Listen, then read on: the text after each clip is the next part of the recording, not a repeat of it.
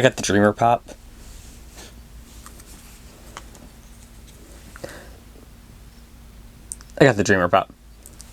Very excited. I love Dreamer. Cole Means is the best. Great comic writer. This has nothing to do with the video, by the way. But this does. I bought the crypto. He was $20. It was a complete waste of money. But he's adorable. Anyway, they're on the background now. Supergirl, directed by Greg Gillespie and written by Anna Nogueira, starring Millie Alcock as Supergirl. Also has David Cornsweet, which is cool. I like David Cornsweet as Superman. Jason Momoa as Lobo. Matthias Schoenaerts as Krem. And Eve Ridley as Ruthie. Came out this weekend. It was okay. It was an okay movie. I don't like to dwell too much on the comics when discussing films, mostly because they're two different things. They are two different mediums. They are going to look different, feel different, and be different, and that's okay. I don't really want a one-to-one adaptation with the comic book movies I watch. While with anime, I do tend to just want them to animate the story. Those are ongoing, long plots, kind of like books, as opposed to American comics, mostly superhero comics, that are not that for the most part. They're usually just single stories together. There are exceptions. There are long runs, and characters obviously have histories and things, but for the most part, everything happens kind of on a sliding scale of time, and you can't do that in live action. So you kind of got to pick and choose what you decide to incorporate into the movie. So for that, I don't like to dwell too much on the comic versus the film. However, there are things about this movie that, having read the Woman of Tomorrow comic it's based on, that I don't really like. We're going to start with the positives, and that is, it's an okay movie. It's fine. Millie Alcock is really good as Supergirl for the most part. I do have a small complaint, but for the most part, she's a good Supergirl. Crypto's a lot of fun. He was fun in Superman, but he's a lot of fun here. Eve Ridley is doing a good job as Ruth. Jason Momoa is killing it as Lobo. I think we all just kind of expected that. And even some of the smaller cast members, Joe Rogan making an... Jesus Christ.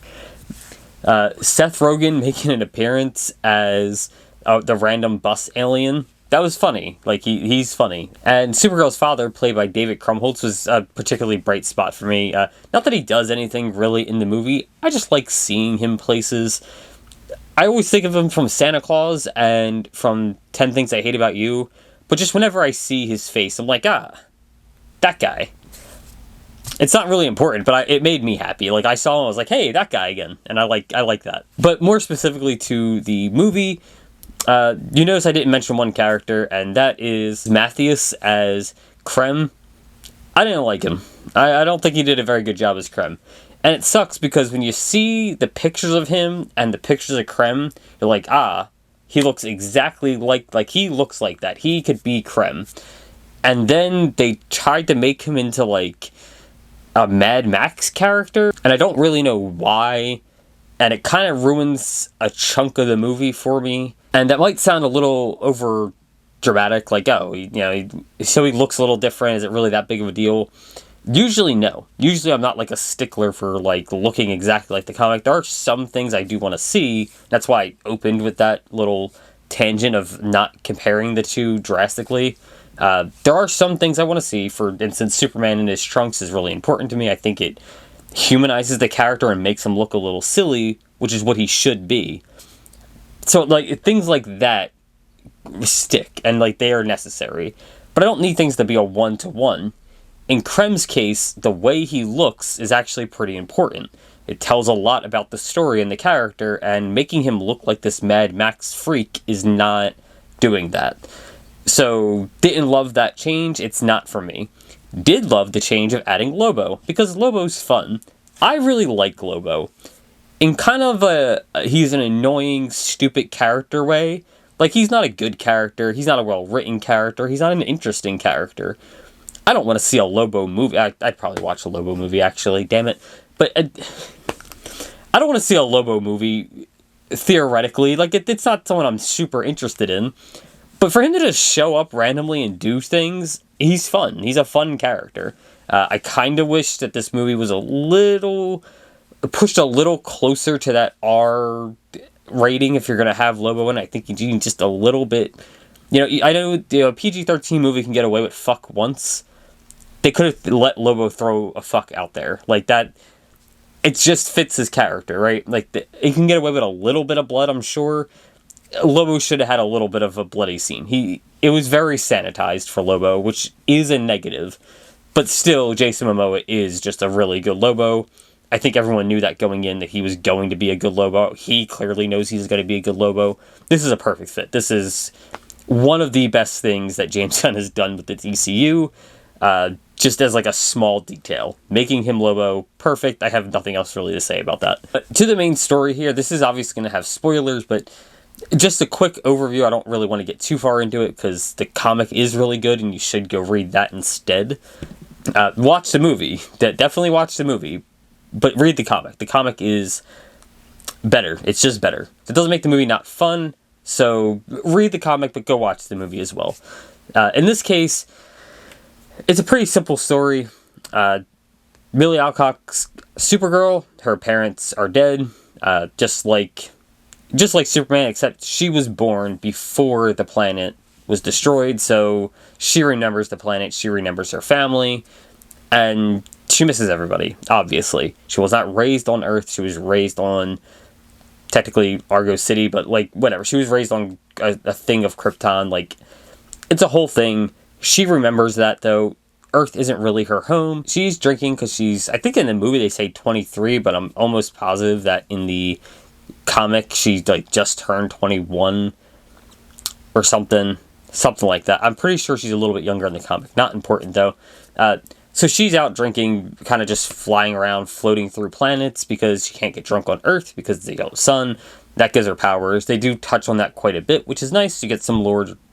You get a bit of lore stuff first for the Kryptonians, like the green sun making her weak. It's kind of like kryptonite. The red suns just depower her. The yellow suns power her up. That kind of stuff. But the main plot here, the main thing here is Krem kills Ruthie's parents, sort of by accident, but like not really. He was gonna probably kill them anyway, but her brother does like a little jump scare thing, not to Krem, to Ruthie, and he gets stabbed in the back with an axe. Like, he gets an axe thrown at his back, and he dies. And then the parents attack because like he killed their son, so he kills them too. That's really it. She wants revenge. That's the story. Except Supergirl tries to say no the entire time, and then her dog gets shot. Crypto got shot with a poison arrow. And there are some differences here. I think it's important to note that in the comic, Crypto is fine. It's not revealed till later, but Crypto is fine in the comic. In the movie, Crypto is not fine. Crypto is dying, and they need to go get the medicine from Krem. Krem is also running a human trafficking ring, which is kind of a big deal. Like, it's a big deal that he's doing, like, human trafficking, right? Like, that's bad. That's a bad thing. But the movie doesn't really touch on that. And now we're going to go back to what I said about Krem's look. Krem in the comics looks like this. That's just a guy. Like, that's just a normal-ass guy. And the point of that is that he's a normal guy. Because normal guys can just be creeps. Normal guys can rape you. Normal guys can be bad people. They don't all look like these weird fucking monsters like this. Like, the point of the story, the story is held up by its artwork in the comic to begin with, and so much of that is not just these beautiful backgrounds, these beautiful scapes that you see, but it's also in how normal the villain is. He's just a guy. He's not special. He's not anything unique. He's just a guy who's trafficking children. And that is a point in and of itself, that anyone, you can look like a normal person, anyone can be this bad. And you don't judge, like, kind of a don't judge by appearance type of deal. But you look at Krem in the movie, and it's like, yeah, of course he's the bad guy. Look at him. He looks like a fucking Mad Max character. He looks like a weirdo.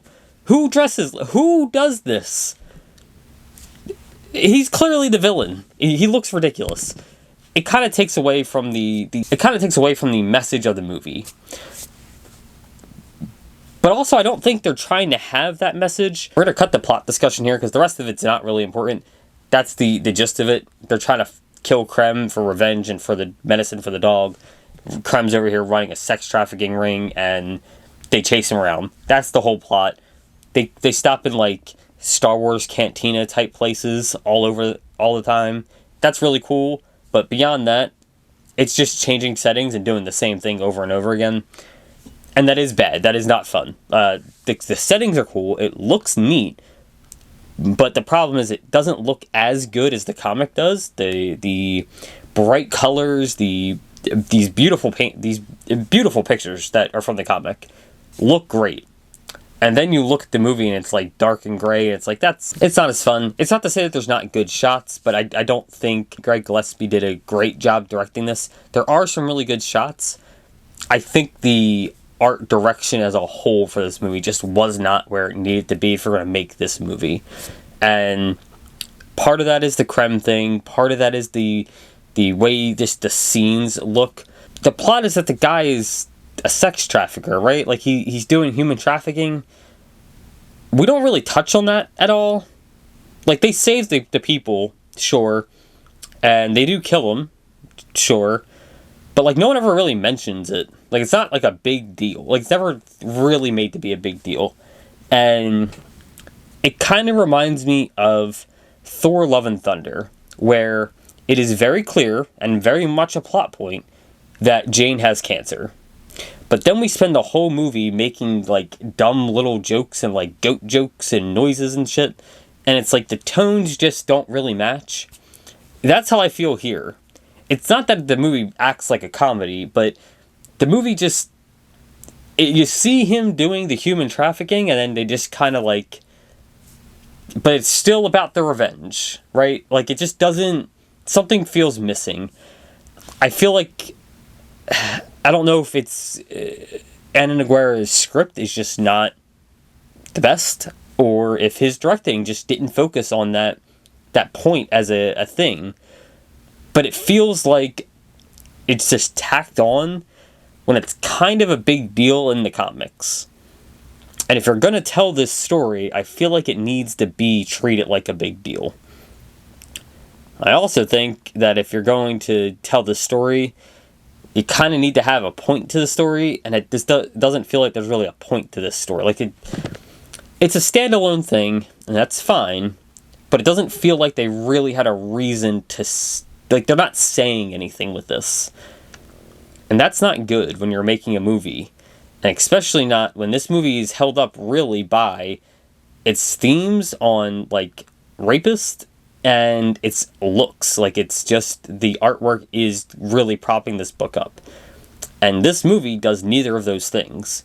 It really doesn't touch on how Krem is a normal-looking dude who's just running a trafficking ring. It kind of, in fact, it goes the opposite direction, mostly ignoring the trafficking, but also making him look like a freak, which kind of takes away a lot of that purpose. Like, it just removes that layer of thought behind the character. It removes a layer from that character, but also it doesn't have, like, the pretty, like, backgrounds and stuff of the comics, which aren't super important. I understand this movie probably was like $150 million to make, give or take, right? Like, that's a lot of money, but for what it is, it's not a lot of money. I'm sure making these comic book scenes would have cost a lot more money, but if you're not willing to spend the money on it, then just don't make this movie. Make a different movie. I like Supergirl. I want a Supergirl movie. I was really excited to see this. And it's a fine movie, but you could have just made a different Supergirl movie. Like, if you didn't want to get into the themes of what that book is, then don't make it. If you don't want it to look like the book, then don't make it. Like, I don't see, like, outside of the very vague plot line, I don't really see what we're getting out of this. It just seems a little odd to pick this as, like, the first Supergirl movie that they're going to make, and they didn't touch on anything that's important about the book. Like, you could have just picked a different Supergirl book, and it probably would have been better. Because as it stands, it doesn't really have that, like, I don't want to say buddy cop, but, like, that, you know, that road trip vibe to it. It also doesn't really have any of the messaging to it. It just doesn't do any of the things that you would expect it to do for what it's adopting. At that point, I feel like they could have just made a better movie. They could have just made a different movie, and it would have turned out better. But also, and I will say, I do still like the movie. I do still think it was a fun movie. Most of the things do work if you don't think that much about them, and if you've never read the comic. So, I still say it's fine, because I don't think you should be... I don't really want to compare... Like I said, I don't want to compare too much to the comic. It's not the comic. It's not the source material. But at the same time, it's really hard to be like... They tried to name the movie after the comic. It's the same problem I have like Civil War, where it's like, I don't need it to be the Civil War comic, but if you're going to name it after Civil War, don't you think it should be like a little like Civil War? Because that movie's not like Civil War at all. Like... It just feels weird to do that. In the same way, this just feels a little strange, and it is something that happens in comic book movies all the time. It's a nitpick. It's just a little annoying that, like, they were really pushing this comic, and it's like, hey, here's a worse version. Like, outside of just the fun things in it, like Lobo and, the cast being decent, there really isn't a reason to watch this over reading the comic. The comic is just better. Kind of ruins the movie a little bit for me. It's still a fun movie. I do still enjoy it. I'd watch it again. I probably will watch it again just to get a more well-rounded view. I was, in the theater drinking. It was a long day. I went to see Bleach earlier in the day. So, like, maybe I just, maybe on a second watch it'll be better. But honestly, it just didn't feel great. Like, it didn't hit me the way Superman hit. Right? Superman was a fantastic movie. I loved it. I've seen that movie like 15 times since it came out. I love that movie. This definitely isn't going to be that. This is something I'll probably watch again when it comes on, when I get it on like Blu-ray or something, but outside of that, I'm not going to watch this again. This isn't going to be something I pick up and watch on a regular basis. It'll be something I have as part of the DC collection, and if I'm ever in the mood to rewatch all of the DCU movies, I'll watch it again. Assuming it DCU gets far enough that becomes a thing I'll do. Anyway, it's fine. Go watch it. The comic's better, though, and I hate to say that because I really don't think that's a good criticism, but also, it's just doing everything worse and not in a way that's interesting. I prefer if you're going to do this, I'd prefer if you just made more of it up yourself. Like, just make your own things up. But yeah, it's a fine movie, just not exciting, not thrilling. Hopefully Clayface is better. I think Clayface will be better, and I'm sure Man of Steel will be better. That's all. Thanks for watching. Bye.